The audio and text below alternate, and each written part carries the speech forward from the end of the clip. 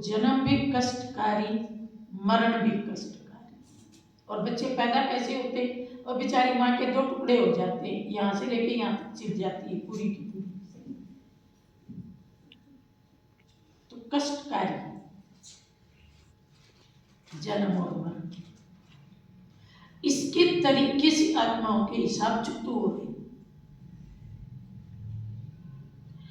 अब मान लीजिए कोई एक व्यक्ति है जो जहरीली शराब बेचता है, उसको पी के 40 लोग एक साथ मर गए।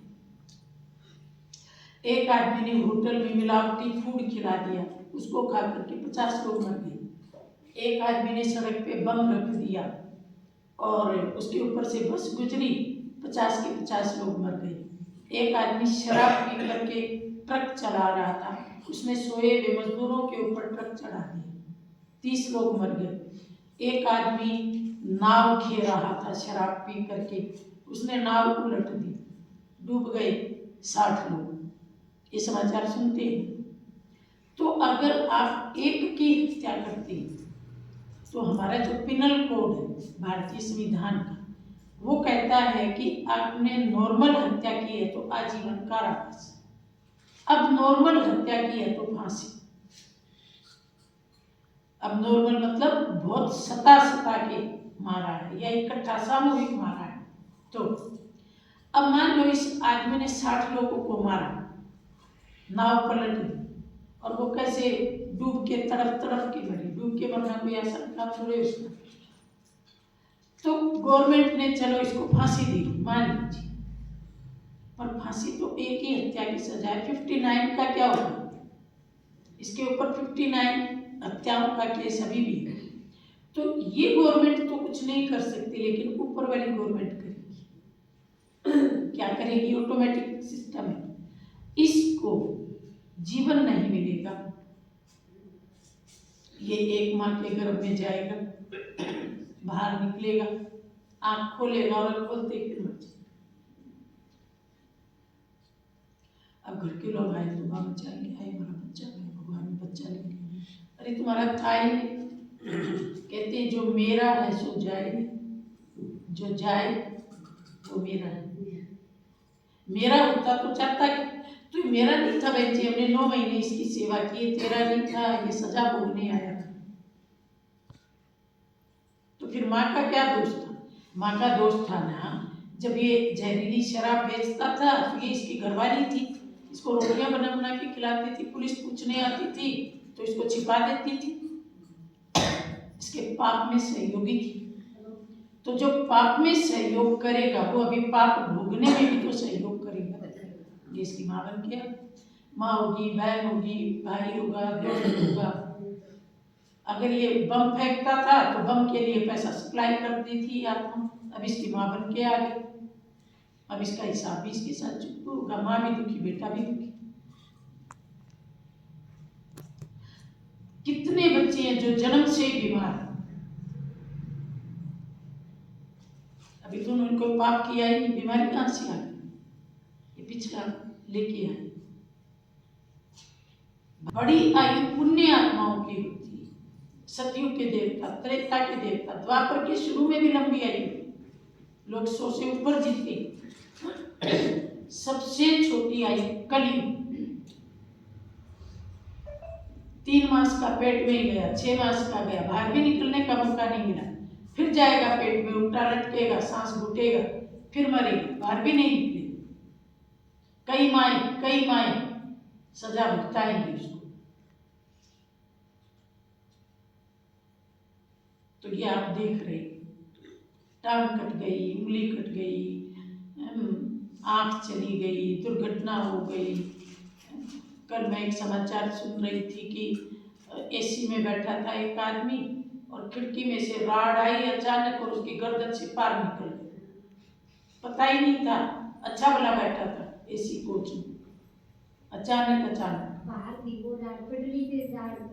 हाँ ऐसा कुछ बता रहे। तो देखो मृत्यु के, तो ये वर्तमान समय सबके हिसाब चुकते हो रहे हैं। वाले ने ऐसा क्यों? भाई आदमी जब करता है तब उसको नहीं लगता कि इसका फल निकलेगा, करता है तब तो वो कोई घर में किसी को इतना सता रहा है, इतना सता रहा है, मियाँ हो या बीबी हो, सास हो, देवरानी हो, कि उसका दम घुट रहा है, वो आत्महत्या कर लेती क्योंकि मैंने थोड़े मारा। भाई तूने घर का वातावरण ऐसा बना दिया, वो जिंदा रह ही नहीं सकी, मर गई। इनडायरेक्ट हत्या है, इसका फल तो मिले, आगे ऐसे ही दम घुट के मरना पड़े जैसे हमने उसका दम घुटाया। गवर्नमेंट नहीं पहचान पाई, प्रूफ नहीं मिली, लेकिन ऊपर वाले से कोई प्रूफ छिपा नहीं सकता। तो बाबा ने कहा इस जन्म में, इस अंतिम जन्म में 3 तरीके से ब्राह्मणों के हिसाब किताब चुकते होंगे। तो दुनिया वालों की बात हमने की, ब्राह्मणों के हिसाब किताब 3 तरीके से होंगे। पहला है मानसिक या शारीरिक रोग, दूसरा है संबंध संपर्क द्वारा, और तीसरा है प्रकृति के द्वारा। तो अभी हम पहला लेते हैं जिसमें बात आती है शारीरिक कष्ट। शारीरिक कष्ट हमारा बोझ उतारने के लिए आती है, लेकिन हम तो बीमारी को देख के डर जाते हैं। कोई बीमार हो जाता है ना, तो उसके घर के लोग कहते हैं तुम तो रोज क्लास करने जाती है, तुमको तो भगवान पढ़ाता है, फिर भी तुम बीमार क्यों हो गई? अच्छा, कोई दादी बीमार हो जाती है, अरे दादी इतनी तपस्वी थी, दादी कैसे बीमार हो गई? कोई और कह देता है तुम्हारी दादी कैसे बीमार हो गई, तुमको उत्तर ही नहीं आता। अरे भाई 63 जन्मों के पाप उतारने के लिए योग बल तो है, लेकिन बीमारी भी सहयोगी, वो भी आएगी, सबको आएगी। बाबा को खांसी थी, मम्मा को कैंसर था, बड़ी दीदी को अल्सर था, बड़ी दादी को पेट की पाचन की बीमारी थी, गुलजार दादी को और दादी जानकी को भी शरीर में कुछ ना कुछ तो था। तो ये बीमारी क्यों आती है? बाबा ने एक मुरली में कहा, मान लो आपके सिर पे 1 मण बोझ और कोई आधा उतार ले, तो आप खुश होगे कि दुखी होगे?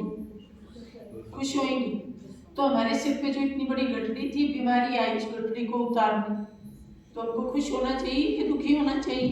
खुश होना चाहिए। तो वाह बीमारी वाह, हाय बीमारी हाय नहीं, वाह बीमारी वाह, अच्छा है तू आई, और तेरे कारण मेरे को शिव बाबा याद आ रहा है। खूब मस्ती कर रहे थे, बाबा को भूले हुए थे, अचानक पेट दर्द हो गया,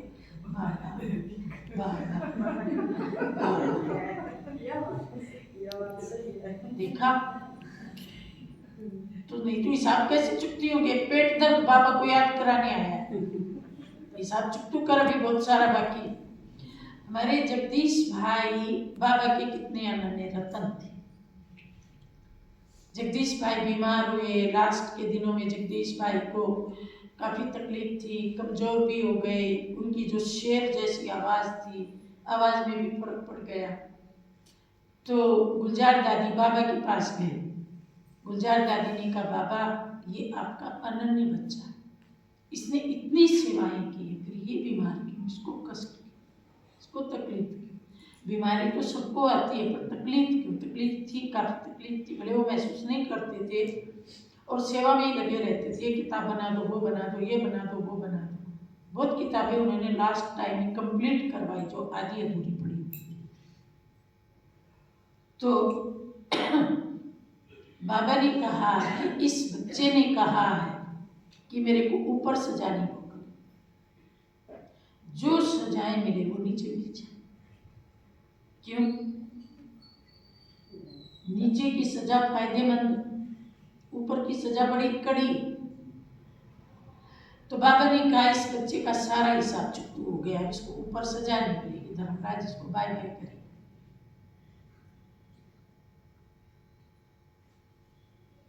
तो नीचे की सजा सरल क्यों है? जैसे मान लो कोई बीमार हो गया, तो आपको पता है जब बाबा अव्यक्त रूप में आते थे तो कई व्हील चेयर पे बीमारों को लेके बाबा से मिलाने जाते थे, तो बाबा उसको टोली देता था, पुचकारता था, शक्ति देता था, दृष्टि देता था। तो बीमारी आई तो भगवान का ज्यादा प्यार मिला। कोई बीमार होता था तो हमारी दादी हॉस्पिटल में उसे देखने जाती थी, फ्रूट खिला के आती थी, बहुत सेवा करके आती थी। दादी जान की, बड़ी दादी, सब हॉस्पिटल में भाई बहनों से मिलने जाती। दादियों का भी प्यार मिला पेशेंट को।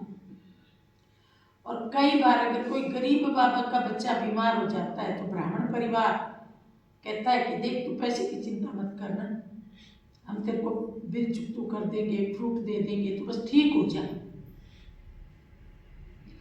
तो धरती पर जब कोई बीमार होता है तो भगवान का एक्स्ट्रा प्यार मिलता है, ब्राह्मण परिवार का एक्स्ट्रा प्यार, स्नेह, सहयोग, सहानुभूति।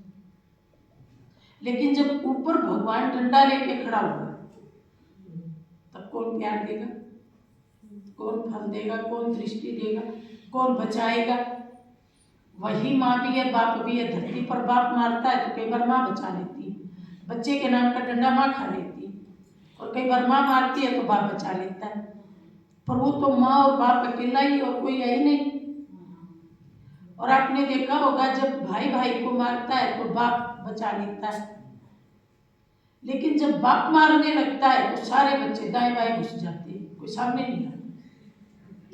तो वहां तो बाप डंडा लेके खड़ा हुआ, कौन बचाएगा? सारे डरते हैं उससे, कोई नजदीक नहीं जाता, अकेला पिट भाई। कोई सहानुभूति नहीं, कोई सहयोग नहीं, कोई दया नहीं, करुणा नहीं, कोई माफी नहीं। तो ऊपर की सजा करी। इसलिए फिर कहते हैं, अच्छा दादियां बीमार क्यों हुई? दादियों ने इतनी तपस्या की। देखो 63 जन्म हम लोगों ने अज्ञान में गुजारी, उसमें दादियां भी 63 जन्म हमारे में अभिमानी नहीं थे, 63 जन्म हम परमात्मा अभिमानी नहीं थे। तो पाप कर्म तो सबसे हुए, ब्रह्मा बाबा से लेकर के जो भी ब्राह्मण है सबने पाप कर्म किए। हाँ, इनकी तपस्या ज्यादा थी तो इन्होंने बड़ी स्पीड से अपने पाप कर्मों को चुकतू किया, तपस्या ज्यादा थी। जैसे बाबा और मम्मा रात की जो नींद थी वो भी योग निद्रा थी।